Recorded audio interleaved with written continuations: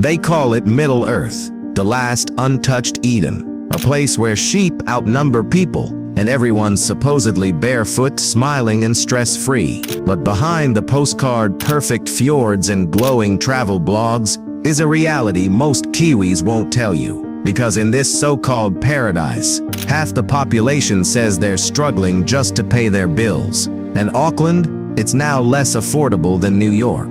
Let that sink in. A city with no subway, no massive skyscrapers, no Wall Street hedge funds, and yet you'll need Wall Street money to buy a home there. It's not just ironic, it's insane. The cost of living has exploded. Groceries priced like luxury imports. Rent that devours paychecks, and wages stuck in a time capsule. So yeah, beautiful? Absolutely. Livable? That's a different story. Because for a growing number of New Zealanders, the dream is starting to rot from the inside. Quietly, methodically, thousands are packing up. Not tourists, locals, people born and raised on this island, now looking across the Tasman, or further. Why? Because somewhere along the way paradise became a trap, and this rabbit hole only goes deeper. What exactly went wrong in the land of the long white cloud? And why is New Zealand, a country once seen as a model for the world, now pushing its own people out the door? Keep watching. You're about to see the cracks they don't show on postcards. They sell it like a fairy tale. Rolling green hills, misty mountain, a couple of sheep in the foreground, and a barefoot child running through Hobbiton. It's the Kiwi dream, carefully curated by tourism boards, Instagram reels, and wide-eyed migration blogs. Work-life balance, kind neighbors, no snakes, no stress, no chaos. Heaven on a visa. But look a little closer, and the cracks start to show. Because while the ads scream serenity, the reality feels more like a soft-lit illusion. Mental health stats, quietly climbing, grocery prices, outrageous, and the laid-back lifestyle, only if you don't count the 60-hour work weeks, just to keep the lights on. You see, paradise has a price tag, and it's one a growing number of New Zealanders can't afford anymore. They don't talk about this in the brochures, that Auckland now rivals London for housing stress, that people are moving to Australia not for the beaches, but because they can actually afford meat there. It's not chaos in the streets, it's quieter than that, more subtle, like a dream that starts to fade around the edges. So what happened? How did a country so beautiful, so admired, end up quietly bleeding its own people? Let's pull back the curtain, because the Kiwi dream might be just that, a dream. Let's talk about the housing market, or what's left of it.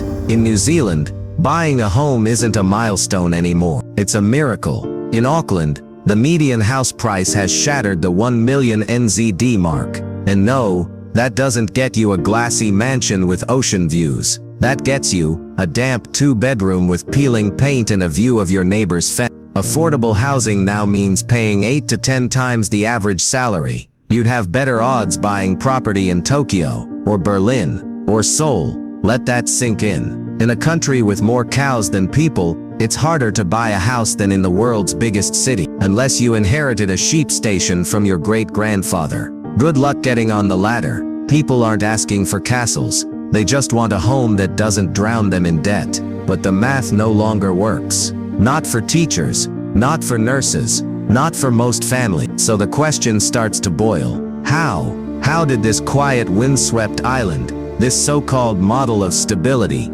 end up with a real estate market more bloated than Manhattan? Here's a clue. It wasn't just demand. It was deliberate. Stick around, the real culprits are hiding in plain sight. So here's where it gets twisted. New Zealand technically banned most foreign buyers back in 2000. Entire blocks of new builds sold out before the first open home. To who exactly? Turns out the money never left.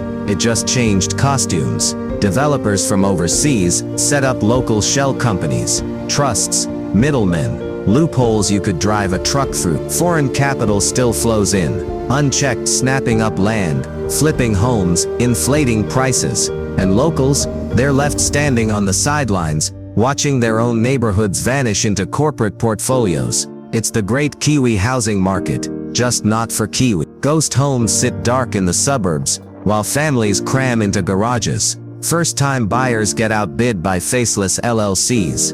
And somehow we're still calling this a fair system. The betrayal cuts deep, because this isn't just about housing anymore. It's about who gets to live here and who gets quietly priced out. So the next question is obvious. Who's letting this happen? Because loopholes don't write themselves. And if you think this was accidental, you haven't seen the politics yet. The politician, always ready with a slogan. Affordable homes for every Kiwi. Sustainable urban growth. Bold housing reforms. They show up with high-vis vests and hard hats, break ground on camera, then vanish into another working group. Decade after decade, different parties, same result. Prices go up, wages stall, and somehow every solution ends in a press conference. Not a policy. You can't eat a press release, mate. And you certainly can't live in one. It's almost impressive, the art of doing nothing while looking busy. Tax loopholes, still open. Empty homes tax, still under review. Rent caps, politically too risky. And while the government talks about fairness, older homeowners sit on million-dollar equity cushions, quietly watching their wealth inflate. Meanwhile, young people are told to just work harder and stop buying takeaway coffee, because skipping a flat white will cover a $200K deposit.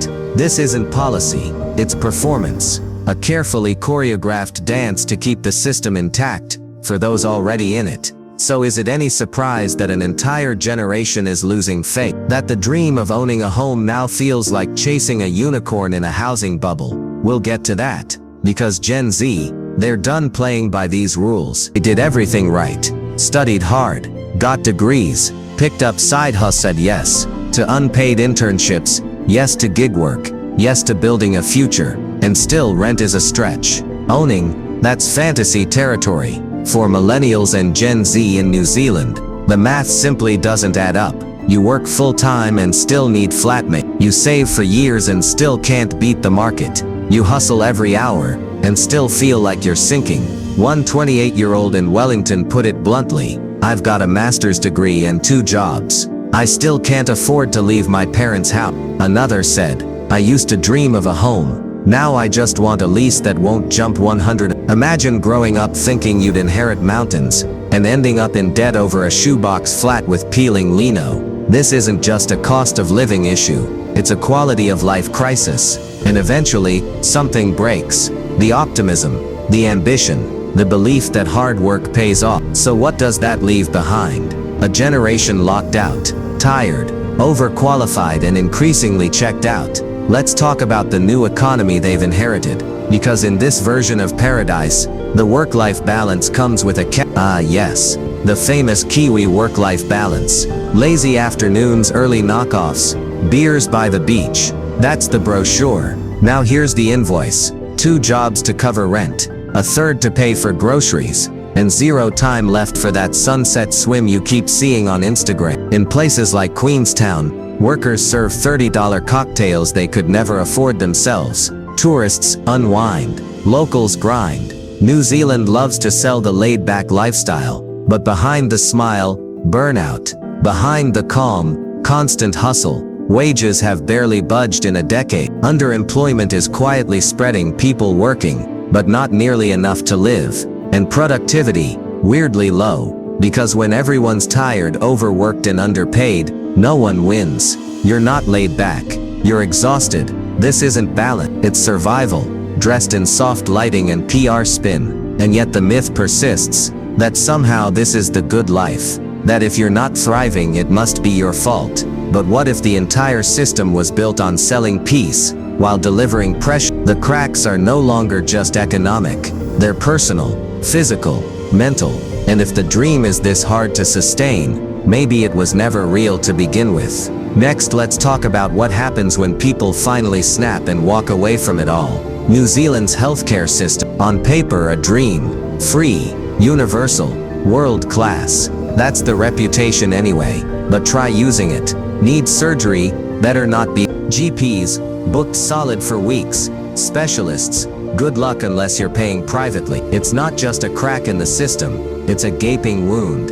One woman with aggressive breast cancer was told she'd need to wait her turn. She crowdfunded treatment overseas. in a country that supposedly takes care of its own. So yeah, free health, but what's the point if it shows up too late? This isn't a fluke, it's the result of years of underfunding, political neglect and quiet collapse. New Zealand was once seen as the poster child for smart, humane governance. But now even the basics are breaking, and if your health, your literal survival is now a waiting game. What does that say about the state of the so-called paradise? Spoiler, it gets worse. Peace and quiet, that's the deal, right? You trade the chaos of the world for calm shores and clean air, and New Zealand delivers no wars, no wild politics, no overcrowded cities, just space, silence, safety. But isolation has a price, and for more and more people that price feels too steep.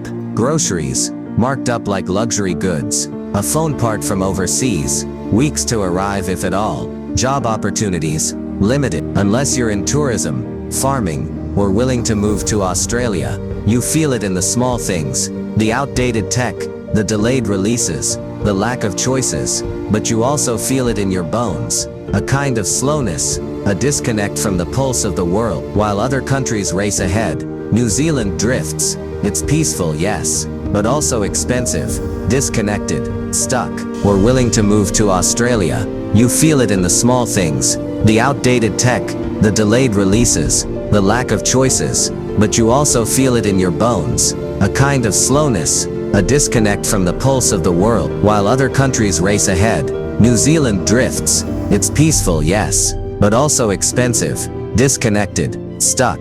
For young ambitious people, the distance becomes a wall. For working families, the costs become chains. And for dreamers it becomes a question, is this really enough? Because the idea of paradise starts to fade when it feels like the rest of the world is passing you by. And quietly, without fanfare, people begin to look outward, not because they hate their home, but because they can't grow in it anymore. The exodus begins not with anger, but with quiet heartbreak. The paradise is so good, even its own people can't wait to leave. Quietly, steadily, the exodus is underway. No protests, no dramatic headlines, just one-way ticket. Last year over 40,000 Kiwis packed up and moved, mostly to Australia, others to the UK, Canada, anywhere with a shot at better pay, cheaper living, faster healthcare. These aren't just thrill seekers or restless backpackers. They're nurses, engineers, teachers, people with roots, now uprooted. And what they say is striking. I didn't want to go. I just couldn't see a future here anymore. I love New Zealand, but love doesn't pay the rent. It's not about abandoning home, it's about survival and dignity. This is what brain drain looks like. Not in crisis but in slow erosion, talent leaving, families separating, hope thinning, and every departure is a tiny vote of no confidence. Not in the landscape that's still breathtaking, not in the culture that's still rich, but in the system, the leadership, the broken promise. Because how long can a country sell itself as a dream when its own dreamers? This isn't just a housing crisis or a wage crisis, it's a faith crisis. And now the big question isn't why people are leaving, it's why so many stayed for this long. So, was it ever really paradise, or just a beautifully edited illusion? New Zealand isn't alone. It's just one of the most convincing examples of how a nation can be marketed like a wellness retreat, while quietly cracking beneath the surface. Because when you strip away the drone shots, the influencer reels, the feel-good stats, you're left with a country facing the same struggles as everywhere else. Sky-high inequality, burned-out workers, a generation losing faith. You can put a hobbit house on a postcard,